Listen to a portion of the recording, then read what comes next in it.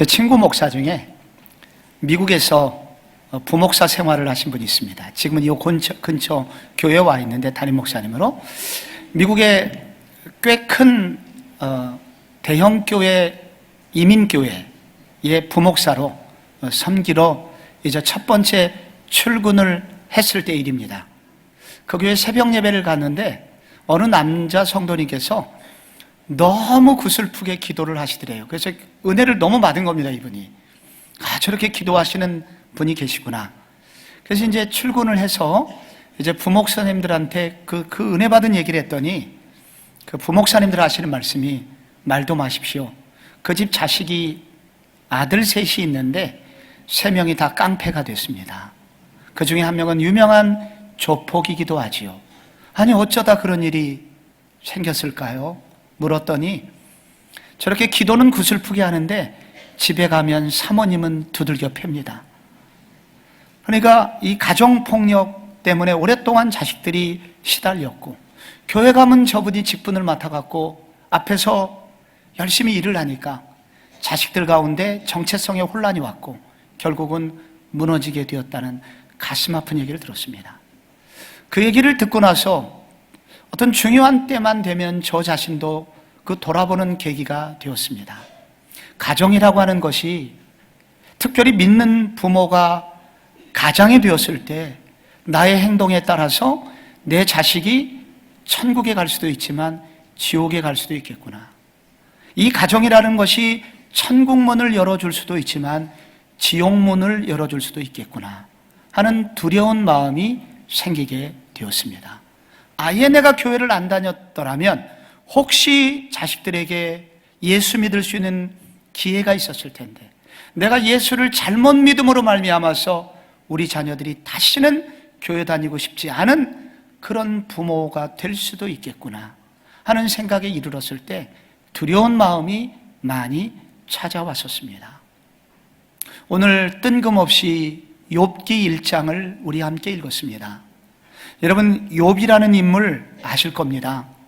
이 동방의 우스 땅, 오늘날 사우디아라비아와 이라크의 접경지대에 BC 2000년경 이전에 살았던 인물.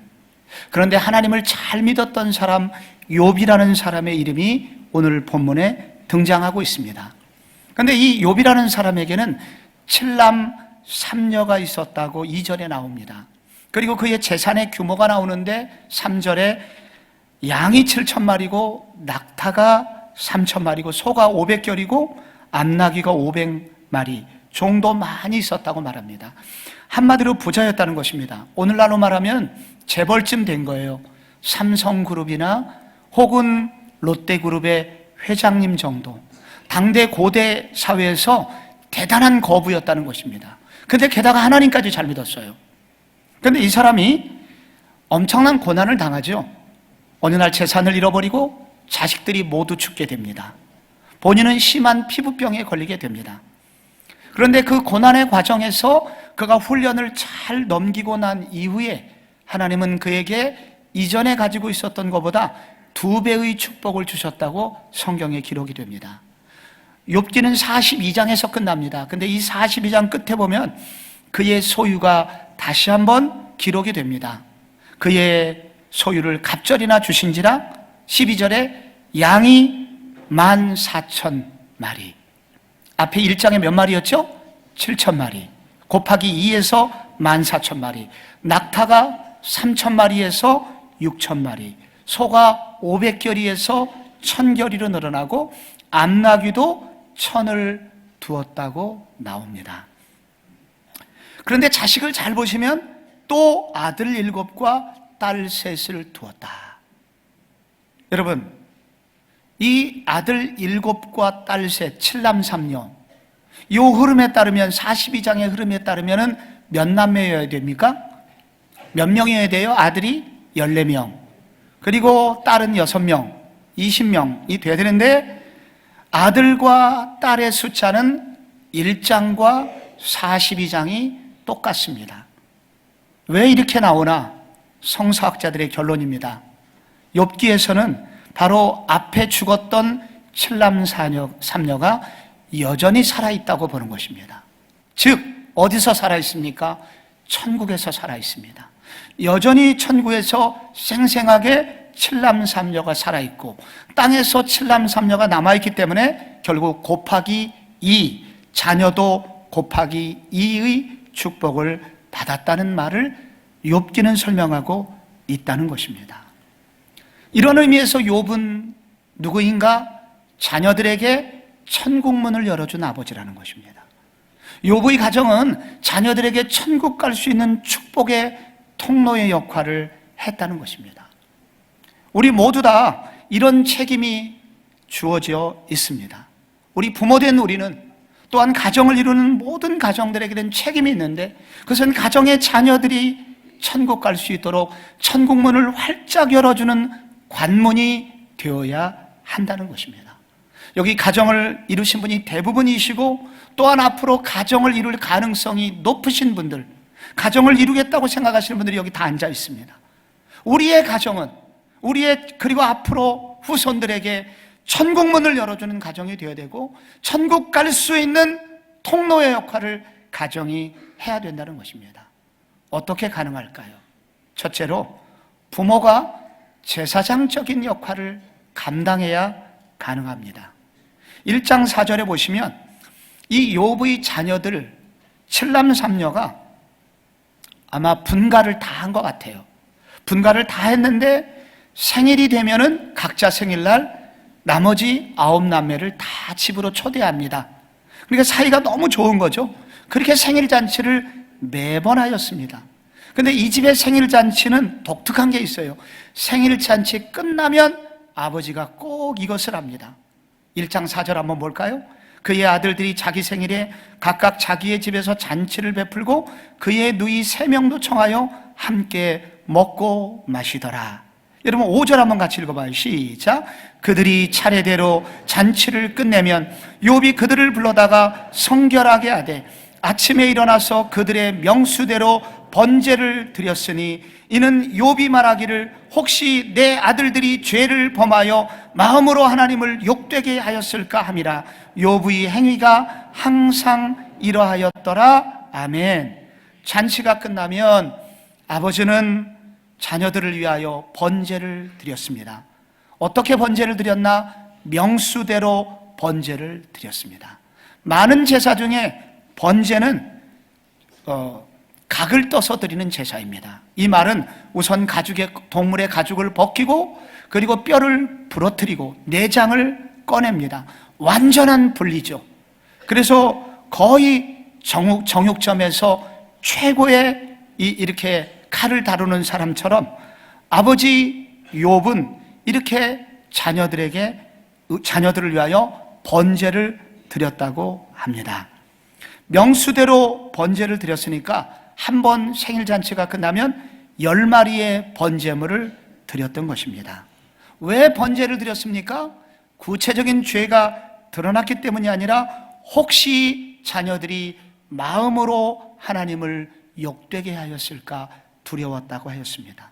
욥의 관심사는 자녀들의 건강이나 자녀들의 공부 잘하는 것도 중요했겠지만은 욥은 언제나 우리 자녀들의 하나님과의 관계를 우선시하였던 것입니다. 여러분 10명의 자녀들 이름 불러서 한 명씩 번제를 드린 겁니다. 첫째야 너의 번제물이다 하면서 동물 양의 목을 칩니다.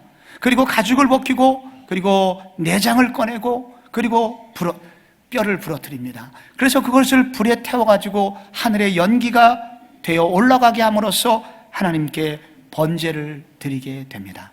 이런 식으로 10명의 번제물을 드리게 되고 1년이면 적어도 100마리 이상의 양을 아버지 욥이 직접 잡아서 하나님께 제사를 드립니다. 욥의 제사장 역할, 제사장으로서의 아버지의 모습을 욥은 보여주고 있습니다. 제사장 욥이 이와 같이 자녀들을 위해서 번제를 드릴 때마다 자식들이 본 것이 있었을 겁니다. 무엇이었을까요? 자기들의 죄를 보았을 겁니다. 그리고 죄 없이 죽어가는 어린 양을 보면서 이렇게도 죄를 싫어하시는 하나님의 마음을 생각했을 것입니다.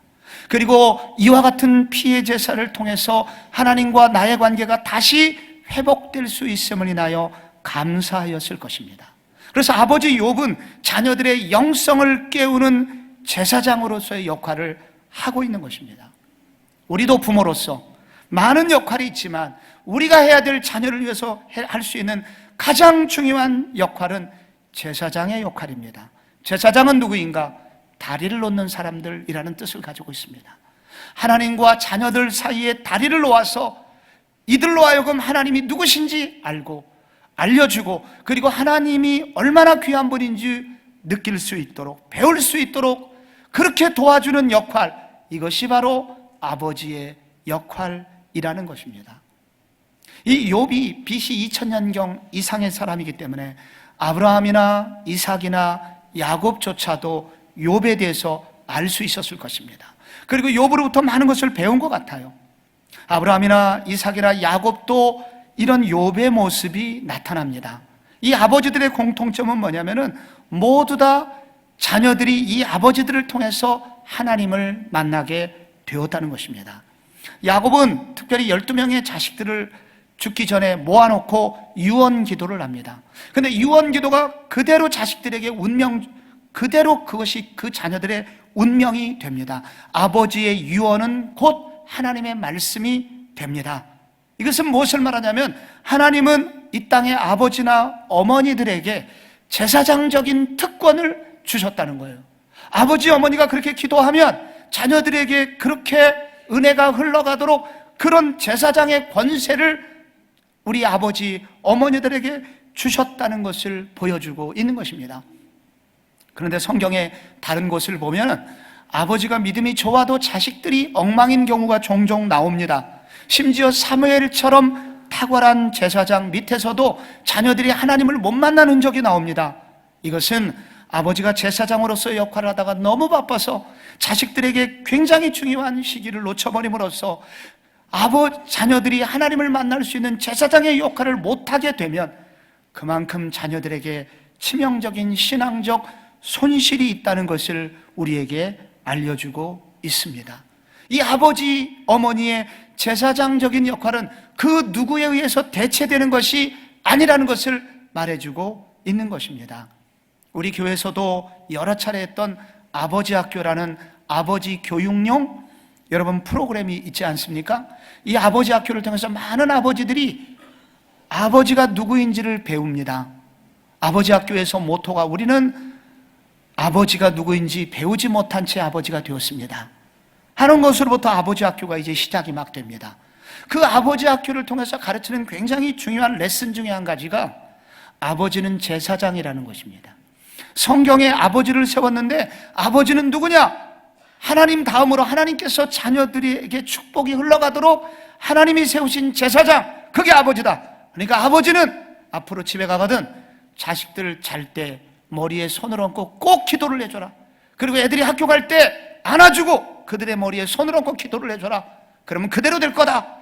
이렇게 이제 가르치게 됩니다. 실제로 우리 교회 한 30대 젊은 아버지가 그 교육을 받고 나서 초등학교 6학년짜리 아들을 위해서 늘 기도하고 학교 갈 때마다 축복 기도를 해줬답니다. 중학교 2학년이 됐어요. 이 아들이 나가다가 뒤돌아서서 아버지 왜 기도 안 해주세요? 오늘 기도 빼먹으셨네요. 그래서 머리를 뒤밀고 축복 기도를 받고 갔는데 아버지에게 그날 이런 각성이 오더랍니다. 요즘 중학교 2학년이 제일 무섭다는데 내 아들에게는 왜 사춘기가 안 오지? 돌이켜보니까 우리 아들 그러한 아버지와의 관계를 통해서 그 무섭다는 사춘기도 그냥 지나가는 것을 느꼈노라고 고백을 했습니다. 저는 목회자로서 실제로 목회 현장에서 많은 성도들을 볼 때 우리 자녀들에게 앞길이 열리는 경우가 종종 있는데 그것이 아버지가 영적으로 각성하여 기도의 사람이 될 때 자녀들에게 길이 많이 열리는 것을 자주 경험하였습니다. 아버지가 제사장이구나, 어머니가 제사장이구나, 이것을 각성하고 자녀들에게 아버지, 어머니 제사장으로서의 역할을 잘 감당할 때 우리의 자녀들에게 천국문이 열린다는 사실을 기억해야 합니다. 둘째로 우리 가정이 여러분 천국문이 열리는 가정이 되려면 이 부모가 영적 전쟁에 대하여 민감해야 됩니다. 욥기를 읽어보면은 욥이 큰 시련을 당합니다. 고난을 당합니다. 여러분, 왜 그런 고난을 당할까요? 1장 6절부터 이야기가 나옵니다. 하루는 하나님의 아들들이 와서 여호와 앞에 섰고 사탄도 그들 가운데 선지라. 여호와께서 사탄에게 이르시되 네가 어디서 왔느냐? 사탄이 여호와께 대답하여 이르되 땅을 돌아 여기저기 다녀왔나이다. 그래 내 종 욥을 유의하여 보았느냐? 그처럼 순전한 자가 없지. 하하, 하나님, 그 욥이 까닭없이 하나님을 섬기겠습니까? 다 하나님이 축복을 주셔서 부자니까 하나님 잘 믿지. 물질을 뺏어서 보십시오. 그가 하나님을 배반할 겁니다. 그래, 그러면은 그의 목숨만은 건드리지 말고 그를 시험해봐라.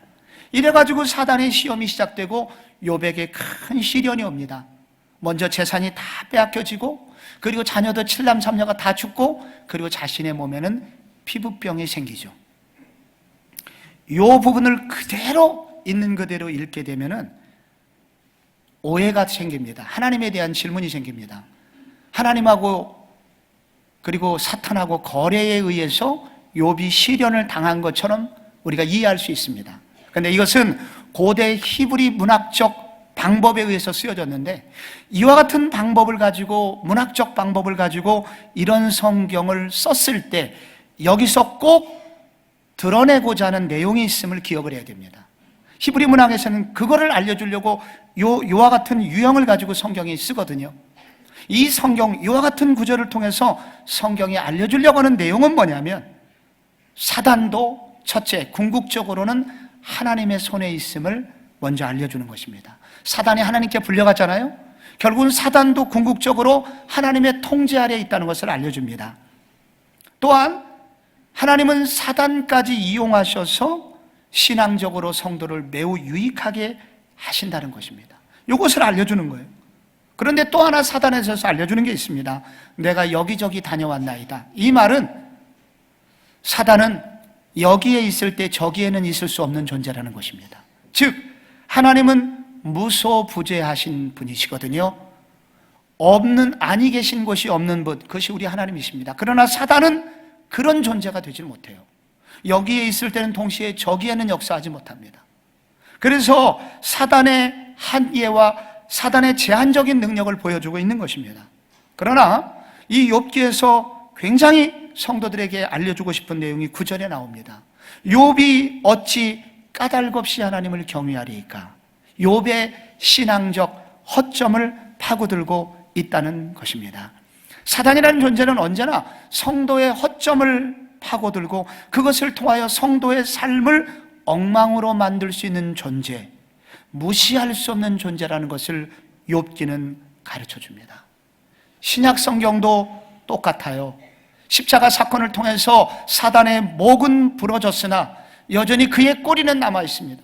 여전히 힘이 사단에게 남아 있어서 사단은 여전히 성도의 허점을 파고들고 성도를 유혹하고 시험하여 하나님으로부터 멀어지게 하려는 시도를 하고 있다는 것입니다.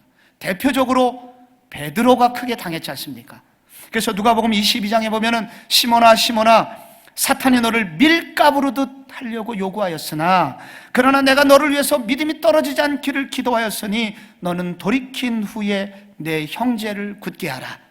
여러분, 결국 베드로가 사단의 시련으로 완전히 무너지진 않았어요. 나중에는 굳은 믿음의 사람이 됐습니다만 중간에 무슨 일을 만났습니까?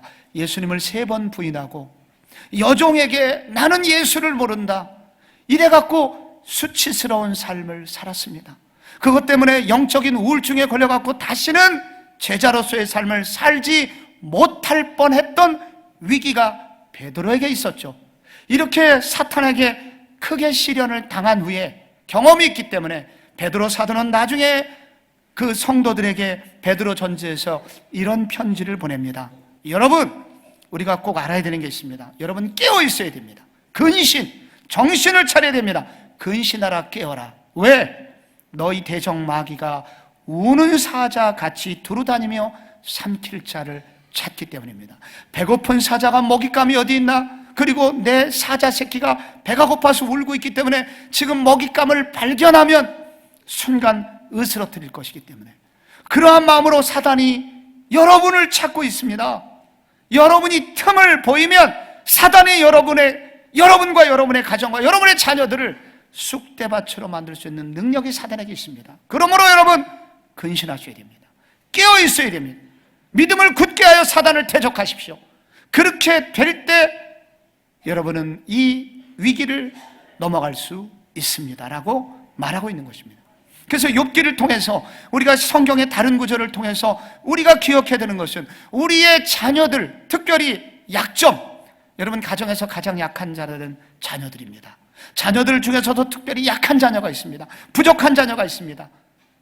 이런 자녀들이 사단의 노림수가 됩니다.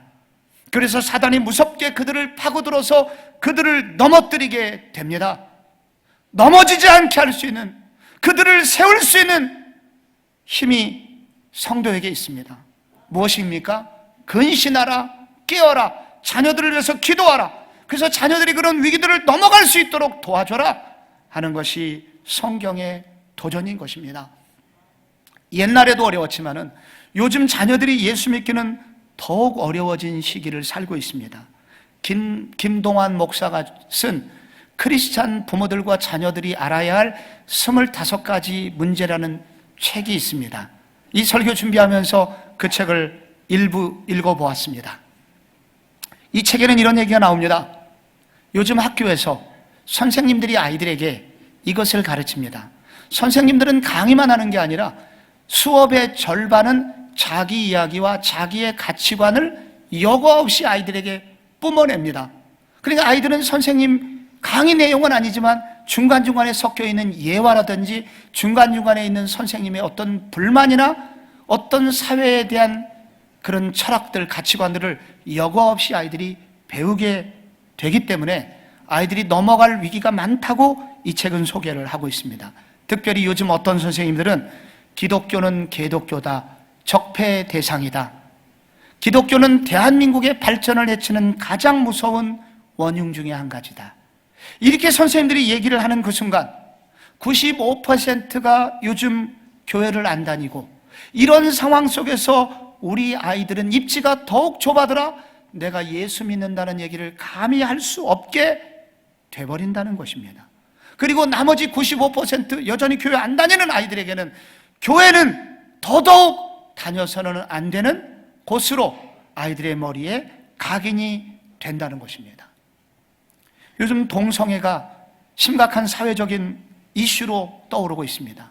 특별히 요즘의 가르침 중에는, 학교 교육 중에는 성평등에 대해서 잘못된 가르침이 있습니다. 인간은 평등하고 인간이 신이고 인간이 신을 만들었으므로 인간 스스로 모든 것을 선택할 수 있는 자유가 있다. 인간은 남자와 여자로 만들어진 성경의 이야기는 허구이며 진짜는 31가지 이상의 성을 만들어 놓고 남성과 여성, 중간에 트랜스젠더, 그리고 남자라고 생각하는 여자, 여자라고 생각하는 남성 등 31가지 성을 만들어 놓고 너희들이 14세가 되면 너희들이 누구인지 너희들 스스로 성을 선택할 수 있다. 이래서 아이들이 교회에서 배운 내용하고 학교에 가서 배운 내용하고 전혀 다르게 되니까 우리 아이들이 점점 예수 믿기가 더욱 어려워지는 사회 속에서 살게 되었음을 그 책은 우리에게 알려주고 있습니다. 지난번 우리 교회 교사 부흥회를 오셨던 광교의 목회하시는 강은도 목사님, 청소년 목회자로 유명하신 분입니다. 이분이 하는 말씀이 초등부에서 중등부 올라갈 때 반토막 난답니다. 중등부에서 고등부 올라갈 때 또 반토막 나고, 그리고 고등부에서 청년부 올라갈 때 반토막 나고, 그나마 군대 갈 때 반토막 나고, 결혼할 때 반토막 나고. 그래서 점점 위로 올라갈수록 아이들이 예수 믿기가 너무 어려운 구조가 한국 사회 구조라고 말을 했습니다. 그런데 이분이 마지막 그 교사 부흥에서 우리한테 희망을 주고 갔는데, 그런데 장년이 되어서 교회에 오시는 분이 세 종류가 있답니다. 먼저 배우자가 바람났을 때, 두 번째 사업에 망했을 때, 세 번째 아들이 오토바이 사고 났을 때, 그때 장년이 돼갖고 교회를 다시 찾아온다고 합니다. 이렇게 찾아오는 분들은 왜 찾아오냐면 이분들이 전부 다 한강을 갔다 온 경험이 있다는 거예요. 그래서 이대로 사느니 죽는 게 낫겠다. 그리고 한강에서 이제 뛰어내리려고 하는데 이상하게 어렸을 때 교회에서 배운 찬송가가 생각이 난다고 동일하게 그런 고백을 한다는 거예요. 여러분, 이것이 무엇을 말해주고 있습니까?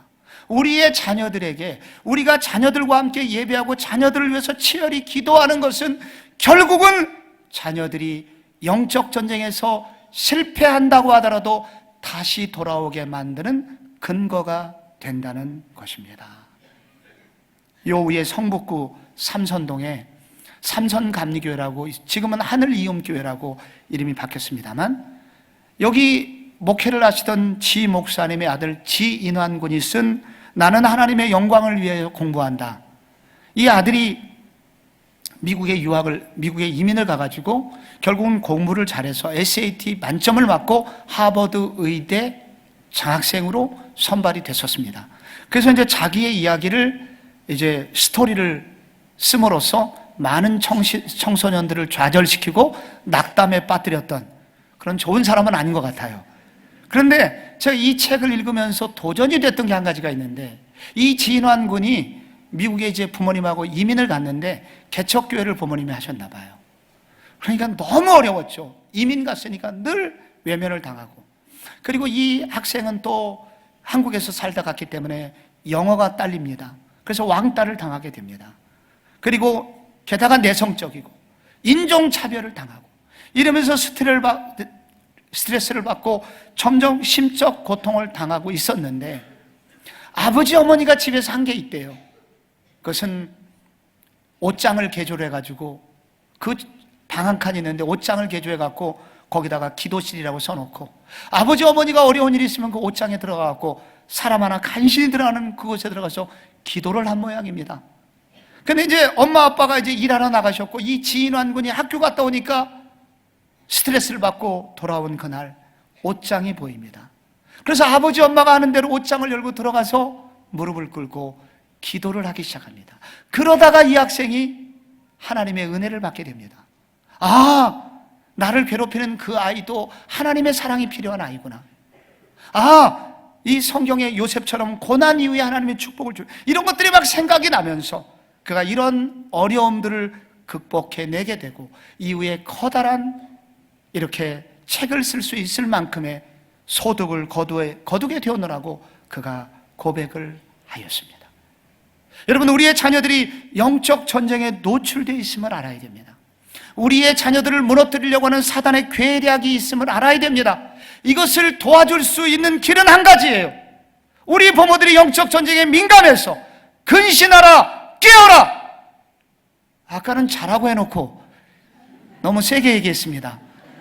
근신하라, 깨어라. 영적으로는 그란 말이죠. 근신하라, 깨어라. 너희 대적마귀가 우는 사자처럼 삼킬 자를 돌아다니면서 찾는다 라고 말씀하였으니, 우리가 영적으로 민감하여 우리 자녀들과 함께 영적 전쟁을 치루어 줄 때 우리의 자녀들의 신앙이 보존될 수 있음을 성경은 도전하고 있습니다. 마지막으로 우리의 가정이 천국문을 여는 가정이 되려면 함께 삶의 예배를 드릴 수 있어야 됩니다. 자식은 부모의 그림자를 통해서 배운다는 말이 있습니다. 자식은 이론으로 배우는 것이 아닙니다. 여러분, 욥기는 욥의 일상생활을 많이 소개를 하고 있는데, 욥과 욥의 세 친구의 논쟁을 계속하다가 특별히 욥기 31장에 보면 욥의 일상생활이 나옵니다. 욥기 31장에 욥의 일상생활에서 굉장히 중요한 두 가지를 말하는데, 그 중에 한 가지가 성에 관한 것입니다. 여성에 관한 거예요. 욥은 이성과의 관계를 어떻게 맺었는지를 강조합니다. 욥기 31장에 1절에 보면 내가 내 눈과 약속하였나니 어찌 처녀에게 주목하랴. 만일 내 마음이 여인에게 유혹되어 이웃의 문을 엿보아 문에서 기다렸다면, 이것은 간음을 했다는 것입니다. 1절은 눈으로만 쳐다보는 관음의 죄고, 두 번째 죄는 여인에게 유혹되어 문에서 기다렸다는 것은 간음의 죄를 말하고 있는 것입니다. 이렇게 됐을 때 무슨 일이 그에게 벌어지냐? 내 아내가 타인의 맷돌을 돌리며 타인과 더불어 동침하기를 바라노라. 여기 내 아내가 타인의 맷돌을 돌린다는 것이 이게 성적으로 굉장히 안 좋은 표현입니다. 이 맷돌이라는 것이 두 개가 돌아가듯이 남녀의 성적인 관계를 표현하는 것입니다. 내가 그렇게 간음죄를 저지르면 나도 모르는 사이에 내 아내도 그런 짓을 저지를 수 있고 그렇게 되기를 바란다라고 말을 합니다. 그리고 그것은 참으로 음란한 일이니 재판에 회부할 죄악이요 라고 말을 하고 있습니다. 여기 욥의 성윤리가 나옵니다. 도덕의식이 나옵니다. 여러분, 고대 사회에서 양 한 마리만 주면 여자를 살 수 있습니다. 욥이 여러분 수만 마리의 여러분 이런 재산을 갖고 있으니 얼마든지 이렇게 악한 행동을 할 수 있지만 욥은 자신의 아내 위에는 돌아보지를 않았습니다. 이런 범죄를 저지르지 않기 위해서 이런 눈을 가지지 않으려고 노력했다고 합니다. 내가 범죄하면 내 아내도 내 자식도 동일한 고통을 당할 수 있다는 두려운 마음을 가지고 여자들을 대했다고 말을 하고 있습니다. 우리는 요즘 아이들이 무섭다는 말을 합니다. 요즘 아이들이 어떻게 저렇게 악한 행동을 하지? 그러나 원인을 계속 들추어 보면 다 어른들이 그렇게 한 것입니다. 여러분, 무서운 일들을 자녀들이, 그리고 말로 할 수 없는 성범죄가 요즘 일어나고 있지만 사실 그 모든 것은 여러분 어른들이 만들어 놓은 음란 동영상 때문에 아이들이 결국은 그런 행동을 하는 것입니다. 여러분, 이 모든 원인, 이 땅에 젊은이들이 잘못돼 가고 있는 모든 원인이 어른들에게 있다는 것을 말해주는 가슴 아픈 유머, 오래된 유머지만은 가슴 아픈 유머라서 다시 들어보고 싶은 유머. 부모와 자식이 63빌딩에서 투신 자살을 시도했으나 아무도 죽지 않았답니다. 왜? 아버지는 제비였고 어머니는 날라리였고 그리고 그 아들은 비행 청소년이었기 때문이었다. 아무도 죽지 않았어요. 그런데 아들이 비행 청소년이 된 이유는 뭐냐? 이 모든 죄악이 부모에게 있었다는 것입니다. 이 욥기 31장은 욥의 물질관에 대해서 한 가지 더 말합니다. 16절, 제가 31장 16절 읽어드릴게요. 내가 언제 가난한 자의 소원을 막았거나 과부의 눈으로 하여금 실망하게 하였던가? 나만 혼자 내 떡덩이를 먹고 고아에게 그 조각을 먹이지 아니하였던가? 가난한 자를 늘 생각했던 욥의 모습이 나옵니다. 욥은 가난한 자를 늘 생각했어요. 자신의 풍족을 위해서만 결코 살지를 않았고, 그래서 그에게는 늘 나눔이 있었습니다. 고대 중동 국가에서 결코 찾아볼 수 없는 대변혁적 사고방식을 욥은 가지게 되었고, 그렇기 때문에 욥의 자녀들은 이런 아버지의 모습을 보고 하나님 앞에 바로 설 수 있었던 것입니다. 여러분의 자녀들을 보십시오. 여러분이 혹시 주일학교 교사를 해보면 모두 다 알 수 있는 거, 멋진 자녀에겐 두 가지가 있습니다. 예의가 있고 두 번째로 당당함이 있습니다. 예의가 있으면서도 당당함이 있는 아이, 가장 멋진 아이죠. 이런 아이들은 부모로부터 건강한 정체성을 물려받았기 때문에 가능합니다. 이것은 가난하냐 부자의 문제가 아니에요. 일관성의 열매입니다. 아버지가 말하는 대로 살아가는 모습을 볼 때 자녀에게 주어지는 열매입니다. 엄마가 일관된 행동을 할 때 자연스럽게 자녀들에게 주어지는 열매입니다. 자녀들이 가장 혼란에 빠지게 되는 원인은 뭐냐면 이중성을 볼 때입니다. 분명히 저렇게 말씀하셨는데 행동은 전혀 다르게 될 때 아이들에게 정신적 방황이 시작되고 거기서 위선과 줄서기가 시작이 됩니다. 여러분, 그 사람이 누구인지를 알려면 두 가지 보면 압니다. 이성관을 보면 알고 돈 쓰는 것을 보면 압니다. 욥은 이런 영역에서 일관성을 보여주었고 그것이 자녀들의 비극을 막을 수 있는 바로 천국문을 열어주었던 모습이었던 것입니다. 초등학교 시험 문제 중에 술에 취해 거리에서 큰 소리를 지르거나 노래를 부르는 것을 사자성어로 무엇이라고 하는가? 힌트는 마지막 한 글자만 주어졌습니다. 땡땡땡 가. 동그라미 3개의 마지막 가자만 힌트가 주어졌습니다. 정답은 고성방가죠. 그런데 아이들이 제각각 이렇게 썼습니다. 고음불과 사람인가, 이럴 수가, 미친 건가. 그런데 그 중에 한 아이가 이렇게 답변을 써서 선생님의 이목을 주목시켰다고 합니다. 아빠인가? 여러분, 기독교 신문에 이런 글이 실려서 저도 이 글을 읽고 한참 저 자신을 돌아본 적이 있습니다.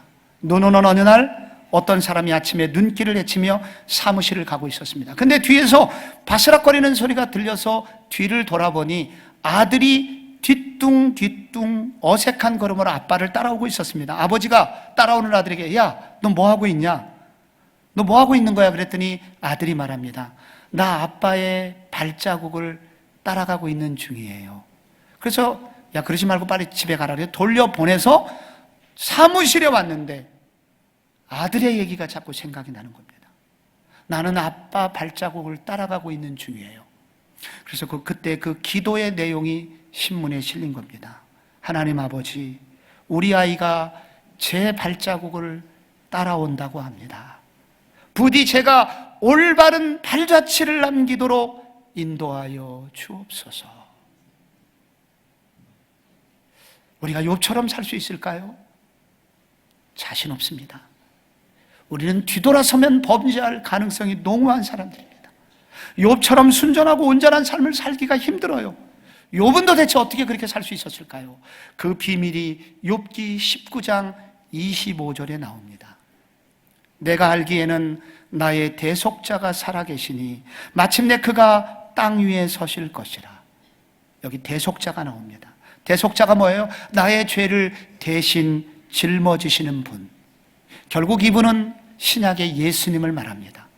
예수님 오시기 2000년 전에도 여러분 삼위일체 하나님 중에 예수님이 계셨어요. 그는 하나님과의 교제를 통해서 예수님을 미리 만났던 사람입니다. 어떻게 알 수 있냐? 27절에 내가 그를 보리니 내 눈으로 그를 보기를 낯선 사람처럼 하지 않을 것이라. 그에게는 하나님 예수님이 낯설지 않았어요. 왜? 너무 자주 교제했기 때문에. 욥은 늘 자신을 돌아보고 회개했습니다. 주여, 저는 죄인입니다. 나의 이 부끄러운 죄를 대신 받아 주옵소서. 그리고 그가 많은 고난을 당하는 중에서도 그가 하나님을 떠나지 않을 수 있었던 이유는 바로 먼저 이런 고난을 당하신 예수 그리스도를 미리 바라보았기 때문입니다. 앞으로 땅 위에 서실 대속자가 계시니 나는 그분이 낯설지가 않다. 그는 고백합니다. 우리가 이렇게 살 수 있는 힘은 어디 있을까요? 오늘도 그리스도 예수, 내 죄를 다 짊어지고 가신 대속자 예수 그리스도에게 내 죄를 맡기고 저는 죄인입니다. 저를 회복시켜 주십시오. 예수님 앞에 죄인임을 알고 그분을 의지하고 살아갈 때 우리도 조금씩 변화되어 언젠가 욥과 비슷한 삶을 살 수 있을 것이라고 성경이 소망을 주고 있는 것입니다. 저는 여러분에게 마지막으로 짧은 동영상 하나를 보여드리면서 설교를 마치려고 합니다. 중국 유튜브에서 매우 인기 있었던 내용인데, 자식에게는 상다리가 휘어지도록 음식을 차려주었지만은 노모에게는 음식을 주지 않는 딸인지 며느리인지 여자가 나옵니다. 이것이 중국 사람들에게 많은 도전을 주어서 이게 유튜브로 돌아다녔었는데, 이게 풀 영상을 얻을 수는 없었습니다.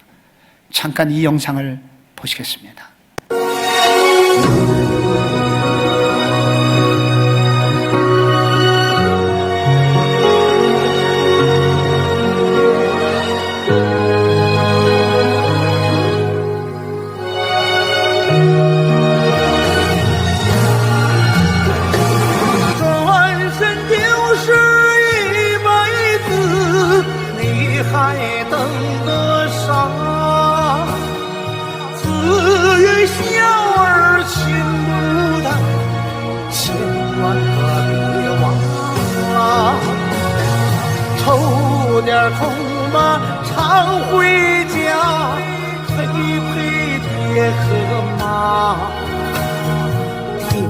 아이들은 부모의 말이 아니라 행동을 보고 그대로 따라합니다. 자녀를 우상으로 만드는 것은 결국 자녀를 지옥으로 보내는 것이다. 자녀를 우상으로 섬기지 말고 자녀를 하나님 앞에 세우라. 오늘 성경 우리에게 도전합니다. 우리의 모든 가정에서 우리의 자녀들에게 천국문을 열어주는 가정, 우리 가정이 되게 하여 주시옵소서. 우리 부모들 제사장 되게 하시고 영적 전쟁에 깨있게 하시고 주님을 닮아가는 성도가 되게 하여 주시옵소서. 우리 모두의 기도 제목이 되시기를 축원합니다.